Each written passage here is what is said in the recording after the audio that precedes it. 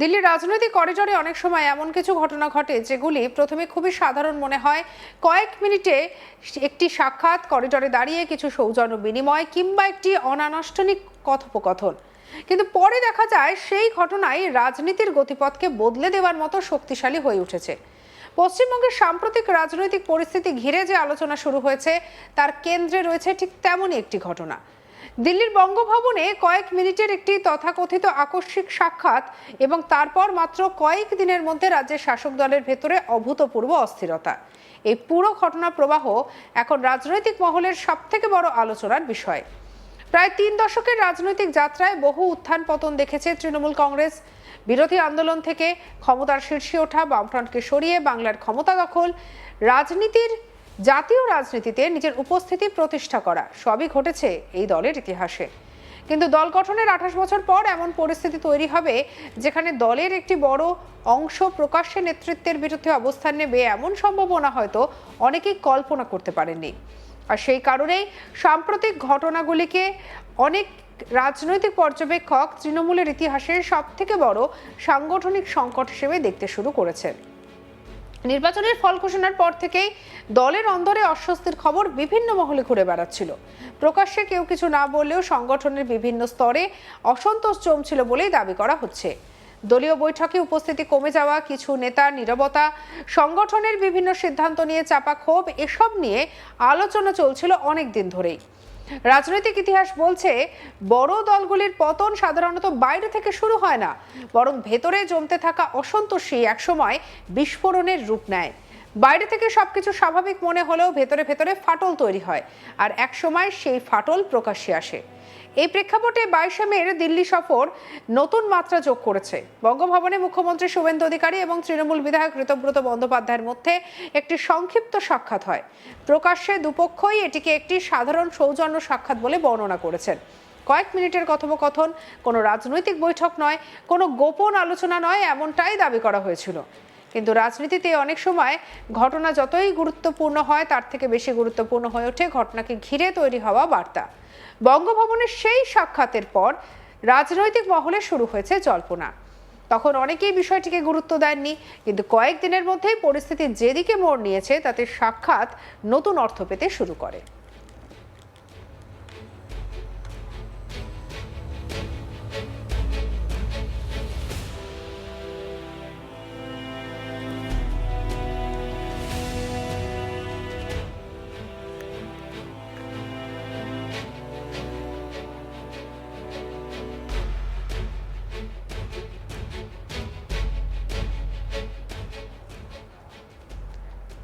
মাত্র কয়েকদিনের মধ্যে ঋতব্রত বন্দ্যোপাধ্যায়কে ঘিরে একটি শক্তিশালী গোষ্ঠী তৈরি হতে শুরু করে।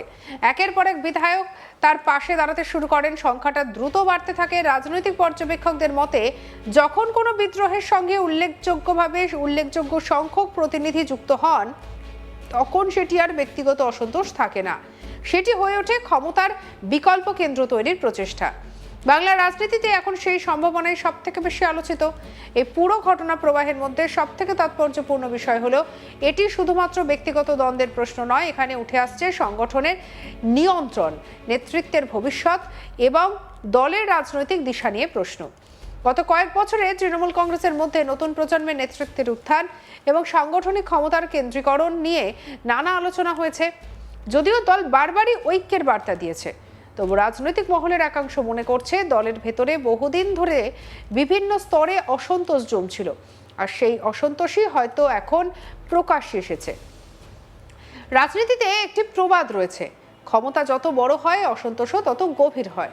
কারণ ক্ষমতার কেন্দ্রে যত শক্তিশালী হয় তত বেশি মানুষ নিজেদের উপেক্ষিত মনে করতে শুরু করেন। অনেক সময় সেই অসন্তোষ প্রকাশ্যে আসে না, কিন্তু একবার সুযোগ তৈরি হলে তা দ্রুত ছড়িয়ে পড়ে। সাম্প্রতিক ঘটনাগুলিকে সেই প্রেক্ষাপটেই দেখছেন অনেক বিশ্লেষক। ঘটনার পর দলের সমস্ত সাংগঠনিক কমিটি এবং শাখা সংগঠন ভেস্তে দেওয়ার সিদ্ধান্ত বিশেষ তাৎপর্যপূর্ণ বলে মনে করা হচ্ছে। সাধারণত কোনো রাজনৈতিক দল তখনই এমন পদক্ষেপ নেয় যখন তারা মনে করে সংগঠনকে নতুন করে সাজানো প্রয়োজন। এটি শুধু প্রশাসনিক সিদ্ধান্ত নয়, বরং রাজনৈতিক বার্তাও। এর মাধ্যমে বোঝানো হয় যে নেতৃত্বের পরিস্থিতির গুরুত্ব উপলব্ধি করছে এবং নিয়ন্ত্রণ পুনঃপ্রতিষ্ঠার চেষ্টা করছে। এই পরিস্থিতিতে সবথেকে বড় চ্যালেঞ্জের মুখে রয়েছে মমতা বন্দ্যোপাধ্যায়। তার দীর্ঘ রাজনৈতিক জীবনে তিনি বহু কঠিন পরিস্থিতির মোকাবিলা করেছেন। কংগ্রেস ছেড়ে নতুন দল গঠন, দীর্ঘ বাম শাসনের বিরুদ্ধে আন্দোলন, ক্ষমতায় আসা, কেন্দ্রীয় সরকারের সংঘাত, সব ক্ষেত্রেই তিনি নিজেকে একজন লড়াকু নেত্রী হিসেবে প্রতিষ্ঠা করেছেন। কিন্তু নিজের দলের ভেতরের বড় আকারের অসন্তোষ সামাল দেওয়া যে কোনো নেতার জন্যই কঠিন কাজ। কারণ বাইরের বিরোধীর বিরুদ্ধে লড়াইয়ে রাজনৈতিক আবেগ কম কাজ করে, কিন্তু একটা রাজনৈতিক আবেগ কাজ করে, কিন্তু ভিতরের বিদ্রোহ সামলাতে প্রয়োজনীয় সাংগঠনিক দক্ষতা, ধৈর্য এবং কৌশল। আজকের পরিস্থিতিতে সব থেকে বড় প্রশ্ন হলো এই সংকট ঠিক কতটা গভীর? এটিকে সাময়িক রাজনৈতিক অস্থিরতা নাকি সত্যিই তৃণমূল কংগ্রেসের ভবিষ্যৎকে প্রভাবিত করার মতো বড় পরিবর্তনের সূচনা? এই প্রশ্নের উত্তর এখন দেওয়া সম্ভব নয়, কারণ রাজনীতিতে শেষ কথা বলে সময়। অনেক বিদ্রোহ শুরু হয় আগে, শেষ হয়ে যায়, আবার অনেক ছোট ঘটনা পরবর্তীকালে বড় রাজনৈতিক পরিবর্তনের ভিত্তি হয়ে ওঠে। তবে একটি বিষয় পরিষ্কার, দিল্লির বঙ্গভবনের করিডোরে ঘটে যাওয়া কয়েক মিনিটের সেই সাক্ষাৎ আজ বাংলার রাজনৈতিক আলোচনার কেন্দ্রবিন্দুতে।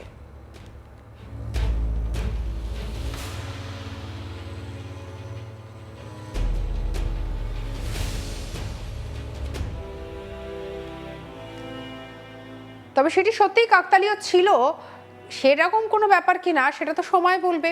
কিন্তু সেই ঘটনার পর যে রাজনৈতিক ভূমিকম্প তৈরি হয়েছে তা আর অস্বীকার করার উপায় নেই। বাংলা রাজনীতি এখন শুধু নতুন অনিশ্চয়তার সামনে দাঁড়িয়ে শাসক দলের ভিতরে তৈরি হওয়া এই অস্থিরতা আগামী দিনে কোন দিকে যাবে তা নিয়ে জল্পনা তুঙ্গে। রাজনীতির ইতিহাসে অনেক বড় পরিবর্তন অনেক সময় অনেক পরিবর্তনের সূচনা করে নিঃশব্দে। কোথাও মিছিল নয়, কোথাও জনসভা নয়, কোথাও কোনো বড় ঘোষণা নয়, শুধু একটি সাক্ষাৎ, একটি সংকেত, একটি ফাটল। আর সেই ফাটল যদি ক্ষমতার কেন্দ্রে ভিতরে তৈরি হয় তাহলে তার অভিঘাত বহু দূর পর্যন্ত পৌঁছয়। বাংলার রাজনীতি আজ ঠিক তেমনই একটি মুহূর্তের সাক্ষী হয়ে রয়েছে।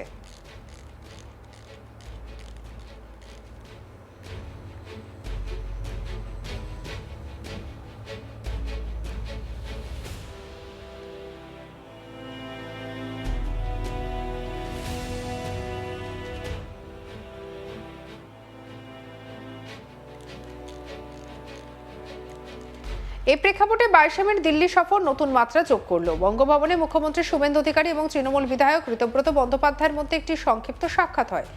দুই পক্ষের সেই সৌজন্য সাক্ষাৎই ভবিষ্যতে কি বড় কোনো রূপরেখা তৈরি করলো তা নিয়ে প্রশ্ন তুলেছেন বিরোধীরা।